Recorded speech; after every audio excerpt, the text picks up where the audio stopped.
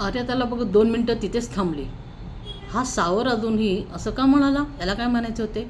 आर्या विचार करत होती. तर नमस्कार, मी आहे ऑथर संगीता आणि तुम्ही ऐकत आहात माझी दीर्घकथा मालिका साथ दे तुम्हाला.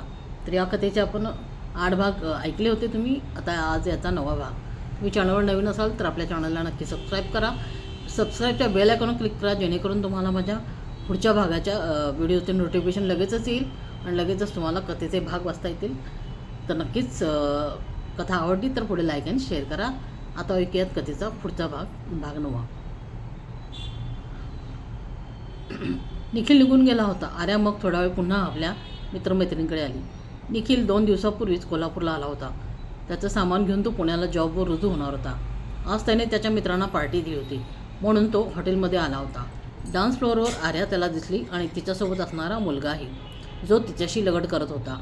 निखिल त्या मुलावर लक्ष ठेवून होता, म्हणूनच त्याने आर्याला आत्ता वाचवले होते. त्याला समजून चुकले होते की आर्या पूर्णपणे वाया गेलेली आहे. अशी मुलगी मितेशच्या आयुष्यात नसलेलीच बरी, असा त्याने विचार केला. मिताली सकाळी आवरून हॉस्पिटलला आली. आज तिला डॉक्टर कार्तिक यांच्यासमोर जायला अकवर्ड फील होत होते. ती कामापुरतेच त्यांच्यासमोर गेली. त्यांनीही तिला आज जास्त आपल्या कामात सहभागी करून नाही घेतले. आज ती लवकरच बाहेर पडली.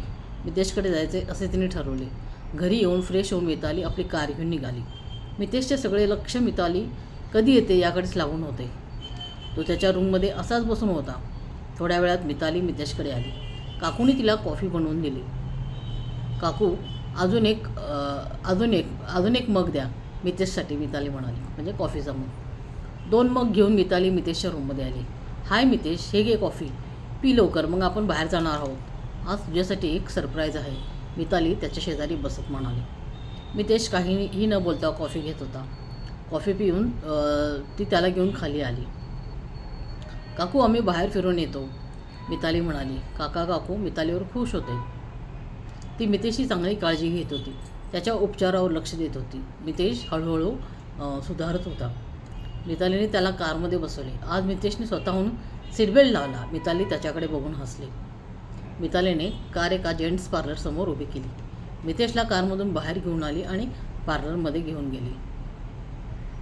मितेश तिच्याकडे बघत होता. मितेश, किती दिवस झाले तू केस कापले नाहीस, म्हणून आणले तुला इथे, बघ तुला एकदम छान वाटेल. मितेश मग काहीच न बोलता सलूनच्या चेअरमध्ये बसला. मितेशचे केस नीट कट केले. त्याच्या बिअर्डला छान असा शेप दिला. मिताली त्याला बघूनच अवाक झाली. मितेश खूप वेगळा, म्हणजे एकदम चार्मिंग आणि हँडसम दिसू लागला होता. त्याचा पूर्वीचा लूक परत आला होता. मितेशही समोर आरशात स्वतःला बघत होता. मितालीने त्याला आरशातच थम्सअप असं दाखवले. थम्सअप केलेले दिसले. मिताली त्याला घेऊन सलूनमधून बाहेर पडत होती. तिथे बाहेर 4 मवाली मुलं या दोघांकडेच बराच वेळ बघत उभी होती.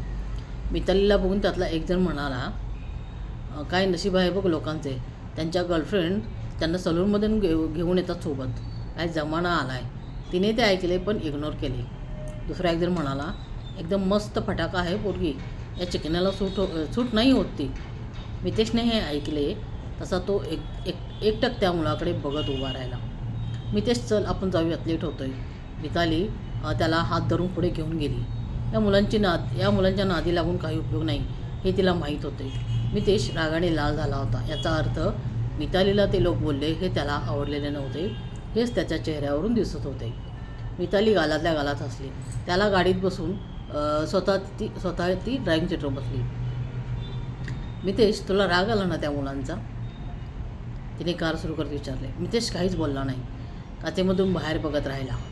मिताली त्याला मॉलमध्ये घेऊन आली. त्याचा हात पकडून सगळीकडे फिरत राहिली. ती एकटीच बडबड करत होती आणि मितेश फक्त ऐकत होता. तिने 1 मिनिटही त्याचा हात सोडला नव्हता. तो कुठेतरी गायब होईल, निघून जाईल ही भीती तिला वाटत होती. फूड कोर्टजवळ ती आली. मितेशला आपल्या शेजारी बसवले.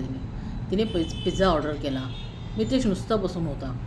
पिझ्झा आला तसे मितालीने एक तुकडा आपल्या हातात घेऊन मितेशच्या समोर धरला. लहान मुलासारखे त्याने तिच्या हातून पिझ्झा खाल्ला. तिने त्याला थोडा पिझ्झा खाऊ घातला. अचानक मितेशला ठसका लागला. तसे तिने पटकन त्याला पाण्याची बॉटल दिली आणि पाणी प्यायला लावले. मिताली त्याच्या पाठीवर हात फिरत राहिली. हळू खायचे मितेश, घाई नको करू, असं ती बोलत होती. त्याचा ठसका थांबला तसे मितालीने आपला हात काढून घेतला. मितेशने पिझ्झा आपल्या हातात घेतला आणि मिताली समोर धरला. ओ मितेश, हा मी खाऊ? तिने त्याला विचारले. तो तरीही गप्प होता. हात समोरच होता त्याचा. मितालीने मग त्याच्या हातून पिझ्झा खाल्ला. थोड्या अंतरावरती 2 डोळे या दोघांकडेच बघत होते.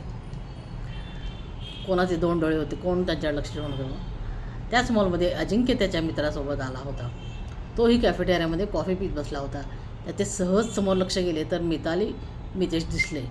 मितेशने तिला पिझ्झा भरवला, तेही त्याने पाहिले. मिताली मितेशसोबतच गुंग होती. तिचे कुठे आजूबाजूला लक्षच नव्हते, कारण आज पहिल्यांदा ती मितेशला असं पब्लिक प्लेसमध्ये घेऊन आली होती. त्यामुळे त्याची पूर्ण जबाबदारी तिच्यावर होती, म्हणून ती मितेशकडे लक्ष देत होती. अजिंक्य मितेशचे निरीक्षण करत होता. स्मार्ट, गुड लुकिंग, उभा चेहरा, सरळ नाक, पर्सनॅलिटी जबरदस्त होती त्याची.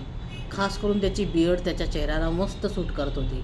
कुठेतरी अजिंक्यला आतून मितेशबद्दल जेलसी निर्माण झाली. अजिंक्यने पाहिले, मिताली आता आपल्या हातात कॉफीचा मग घेऊन मितेशच्या हातात देत होती. मितेशने पटकन कप हातात घेतला आणि लगेच एक घोट घेतला. तसे त्याच्या जिभेला भाजले आणि लगेच एक घोट जिभेला भाजले. त्याने कप खाली ठेवून दिला. अरे मितेश, हळू, उघाई कशाला करतोस? हे पाणी पी, असं म्हणत मितालीने पाण्याची बॉटल उघडून त्याच्या तोंडाला लावली.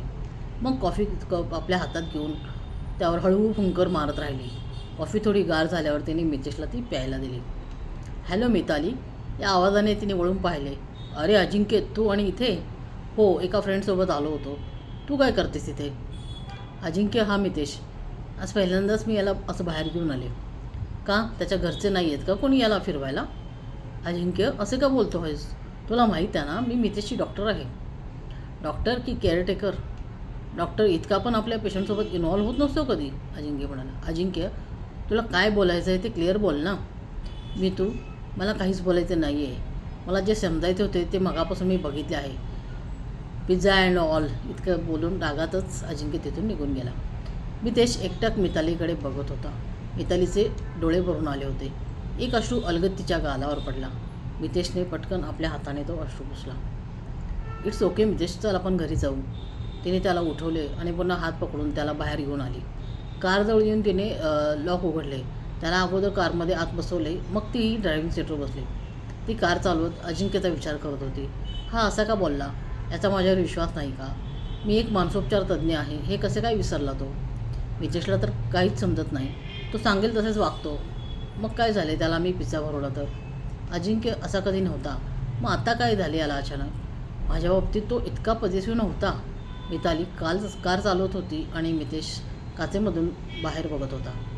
मितेशला त्यांनी घरी सोडले. काका काकू त्याचं हे बदललेलं रूप बघून खूप खुश झाले. मिताली, तू खरंच खूप छान आहेस. तुझ्या प्रयत्नांना लवकर यश मिळू दे, काका म्हणाले. हो काका, मितेश लवकरच पूर्वीसारखा होईल. त्याने आत्ता थोडे खाल्ले आहेत. त्याला भूक असेल तरच खाऊ द्या, नाहीतर जबरदस्ती नका करू. मेडिसिन फक्त द्या. मी निघते आता, लेट झाला मला, मिताली म्हणाली. हो मिताली, तू व्यवस्थित घरी जा, काका म्हणाले. घरी आलेल्या मितालीने अजिंक्यला कॉल लावला. 2-4 वेळा रिंग वाजली तरी त्याने कॉल घेतला नाही. मितालीने पुन्हा कॉल लावला. आता अजिंक्यने तो रिसीव्ह केला. काय आहे मिताली, का कॉल करतेस? म्हणजे आता मी तुला कॉल पण नाही करायचा का? इतके काय झाले अजू? तू का चिडून निघून गेलास मॉलमधून? मग काय, तू त्या मितेशला कशी ट्रीट करतेस ते बघत बसायचं होते का मी? अरे असं का बोलतोस तू अजिंक्य? मग काय बोलू सांग? कोण तो मितेश? फक्त एक पेशंट आहे ना तुझा, मग काय इतकं त्याला पॅम्पर करतेस? अजिंक्य, तू विसरतो आहेस की मी एक मानसोपचार तज्ज्ञ डॉक्टर आहे. मला असंच पेशंटला ट्रीट करावे लागते. ओ, मला कसे माहीत असणार ना, मी थोडीच तुझ्यासारखा डॉक्टर आहे. अजिंक्य, विषय का वाढवतो आहेस तू? मिताली, मला काहीही बोलायचं नाही आहे, ठेवतो मी फोन. अरे माझं ऐकून तरी घे. पण अजिंक्यने काही न बोलता तिचा फोन कट केला. मिताली विचार करू लागली की अजिंक्य असं का बोलला? याआधी कधी तो असं रिॲक्ट झाला नव्हता, मग आत्ता का? तिने पुन्हा एकदा अजिंक्यला कॉल लावला, पण त्याने कॉल उचलला नाही. मितालीने पुन्हा कॉल केला. तसे रागाने अजिंक्यने कॉल घेतला. मिताली, मी ज्या अर्थी कॉल रिसीव्ह करत नाही याचा अर्थ I don't want to talk with you. अरे पण माझं ऐकून तरी घे ना अजिंक्य, तू असं का पॉझिटिव्ह होत आहेस? मी फक्त मितेशला बाहेर घेऊन गेले होते, यात इतका मोठा इश्यू का करतो आहेस? मी इश्यू करतो आहे का मिताली? तू त्याला तुझ्या हाताने खाऊ घालत होतीस, हेही मी पाहिले आहे आणि यावर मी काहीच रिॲक्ट नाही व्हायचे. अजिंक्य, तो माझा पेशंट आहे आणि मी त्याची डॉक्टर आहे. पेशंट आहे म्हणून तू त्याला खाऊ घालणार? उद्या अजून काहीही करशील त्याच्यासाठी? अजिंक्य म्हणाला. बास अजिंक्य, मी नीट बोलते आहे, पण तुला समजून नाही घ्यायचे तर मी काहीही करू शकत नाही. मितालीने मग कॉल कट केला. ती बेडवर पडली. तिच्या डोळ्यातून अश्रू वाहू लागले. बराच वेळ ती रडत राहिली. रडत ती तशीच मग झोपी गेली. इकडे मितेश स्वतःला आरशात बघत होता. खूप महिन्यांनी तो स्वतःला असं बघत होता. त्याचे पूर्वीचे रूप खुलून आले होते. त्याला आता मितालीची आठवण येत होती. त्याचं मन उगाचच तिच्याकडे ओढ घेत होते. पण त्यानेही विचार लगेच झटकून टाकला. प्रेम, रिलेशन, कमिटमेंट या सगळ्यावरचा त्याचा विश्वास उडून गेला होता. मुली प्रेम करत नाहीत तर फक्त विश्वासघात करतात असं त्याचं मत बनलं होतं. आर्या घरी होती. 2 दिवसांनी ती पुण्याला जाणार होती. तिची मैत्रिणीही होती पुण्यात आणि तिला ब्राऊन शुगरही आणायची होती, म्हणजेच ड्रग्ज. मार्कने एका माणसाचा नंबर तिला दिला होता. त्याला भेट असे त्याने सांगितले होते. आर्याला ड्रगची सवय लागली होती. नशा केल्याशिवाय तिला आता करमत नसायचे. मिताली सकाळी हॉस्पिटलला निघाली. तिचा आज मूड ऑफच होता. कसेबसे ती पेशंट बघत होती. अजिंक्यने तिला रोजच्यासारखा कॉल केला नाही. तिनेही मग त्याला कॉल केला नाही. तिला त्याचा राग आला होता. आज मितेशकडे जायला तिला वेळ नाही मिळाला. ती हॉस्पिटलमधून बाहेर पडली. पार्किंगमधून आपली गाडी काढत होती तेव्हा तिला अजिंक्यचा कॉल आला. तिने तो घेतला नाही. त्याने पुन्हा कॉल केला. मग मितालीने घेतला. बोल, काय काम आहे? Mitali, I am really sorry. Ajinkya म्हणा. अजिंक्य, मला बोलायचं नाही आहे तुझ्याशी. मी तुझी वाट बघत आहे. तुझ्या घराबाहेर उभा आहे. तू कुठे आहेस? मी तुला भेटणार नाही. You hurt me lot Ajinkya. I am extremely sorry, please. मितालीने कॉल बंद केला आणि घरी निघाली. तिच्या सोसायटीच्या गेटजवळ अजिंक्य त्याची कार घेऊन उभा होता. तिला बघून तो समोर आला. अजिंक्य, मला लेट झाला आहे, प्लीज मला घरी जाऊ दे. जा, पण 5 मिनिटात बाहेर ये, मी वाट बघतो आहे. अजिंक्य, मी येणार नाही कुठेही. उगाच वाट बघू नकोस. मी इथेच थांबणार आहे. मिताली, तुला यावंच लागेल. इतकं बोलून अजिंक्य गाडीत जाऊन बसला. मितालीला माहीत होते की अजिंक्य खूप हट्टी आहे. तो इथेच थांबून राहील. मिताली मग फ्रेश झाली आणि थोडे काम आहे असं सांगून घरातून ती बाहेर पडली. अजिंक्य कारमध्ये बसून तिची वाट बघत होता. मिताली काहीच न बोलता त्याच्या बाजूच्या सीटवर बसली. अजिंक्यने कार सुरू केली. दोघेही काहीच बोलत नव्हते. अजिंक्यने कार एका ठिकाणी पार्क केली. आय एम सॉरी, मी उगाच फ्रस्ट्रेट झालो. अजिंक्यने तिचा हात आपल्या हातात घेतला होता. मला टेन्शन आले आहे मला तू हवी आहेस आणि आई बाबा आपल्या लग्नाला तयार नाहीत. काय करू मी सांग? मला काही सुचत नाही गं. अजिंक्य, आपण काहीतरी मार्ग काढू, नको टेन्शन घेऊ तू. मितालीने आपला दुसरा हात त्याच्या हातावर ठेवला. काय मार्ग काढणार सांग? तुला माझ्यासोबत लग्न करायचं असेल तर आपण तुझ्या घरी सांगू आणि लग्न करू. बाकी माझे आई बाबा तुला त्यांची सून म्हणून स्वीकारणार नाहीत. अजिंक्य, आता हा विचार आपण नको करायला. मिताली, कधी करणार मग आपण आपल्या लग्नाचा विचार? काहीतरी प्लॅनिंग नको का? अजिंक्य, मी म्हणाले ना, अजून 2 वर्ष थांबू आपण. माझी प्रॅक्टिस संपली की मग आपण लग्न करू. मिताली, माझं प्रेम आहे तुझ्यावर. ओके, थांबू 2 वर्ष आपण. पण तरीही आईबाबांची खात्री मी नाही देऊ शकत. आपल्याला त्यांच्या विरोधातच जाऊनच लग्न करावे लागणार आहे, अजिंक्य म्हणाले. मिताली यावर काहीच बोलली नाही. अजिंक्यने तिला आपल्या खुशीत घेतले. अलगद तिच्या ओठांवर आपले ओठ ठेवले. अधीरपणे तो तिला किस करू लागला. आय लव्ह यू मितू, अजिंक्य म्हणाला. लव्ह यू टू अजू, आणि मी तुझीच आहे कायम.